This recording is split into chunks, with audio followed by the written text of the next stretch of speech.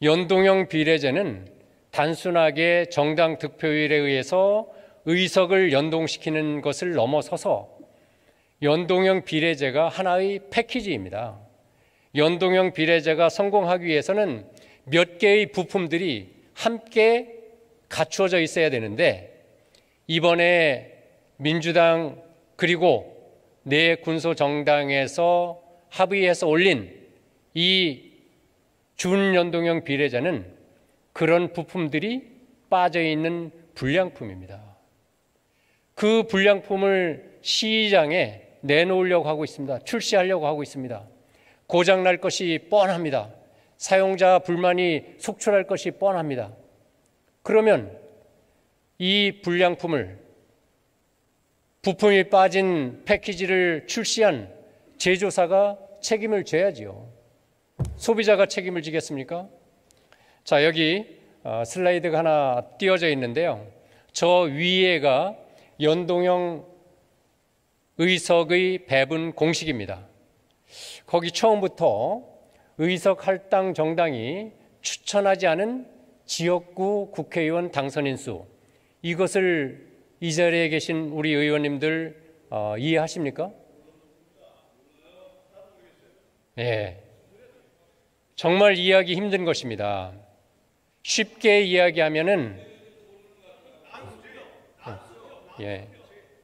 그래서 제가 주석을 달겠습니다.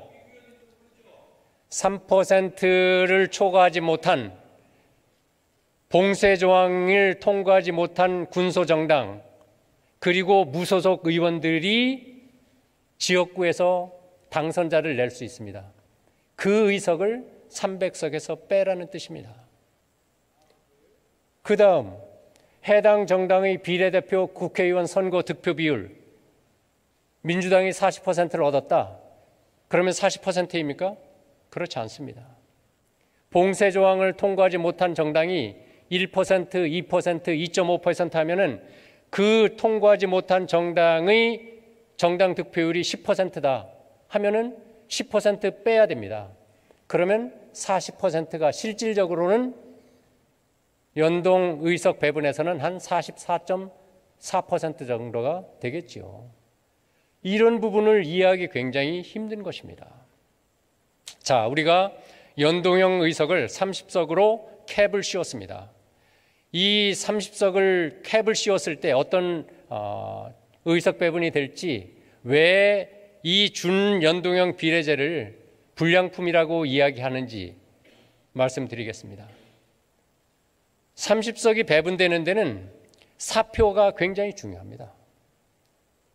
정유섭 의원께서 설명하였듯이 제1, 제2 다수 정당은 만약에 정당 득표를 한 70% 했을 때 합쳐서 의석 배정받을 확률이 별로 없습니다.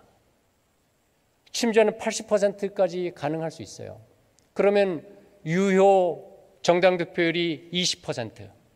그러면 두 정당이 10%, 10%씩 얻었다고 가정하겠습니다. 그러면 30석을 이 10%, 10% 얻은 두 정당이 나누어 가져야 되니까 한 정당이 15석씩 가져가게 될 것입니다. 그런데 사표가 20%가 아니라 30%만 나왔습니다. 유효 70%가 나왔습니다. 유효 정당 득표가 30%입니다. 그러면 A, B, C 세 정당이 10%씩 얻었다고 가정했을 때 이제 이 세 정당이 배분받을 연동형 의석은 10석씩입니다.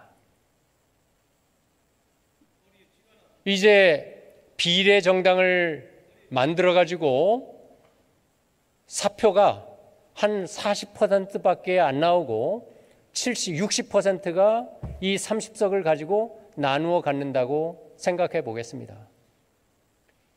A, B, C, D, E, F까지 각 정당이 10%씩 60%를 차지했습니다.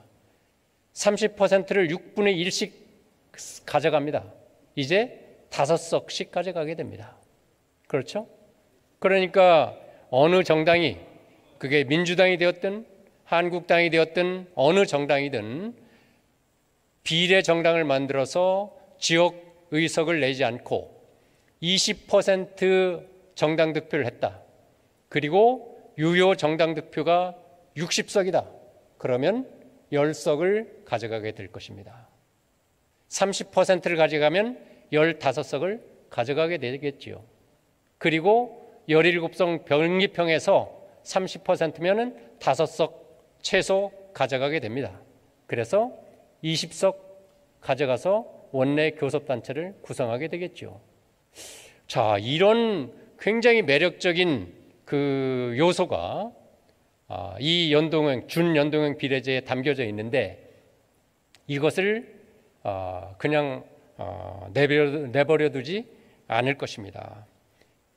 과거의 잘못과 불의를 반복하지 맙시다.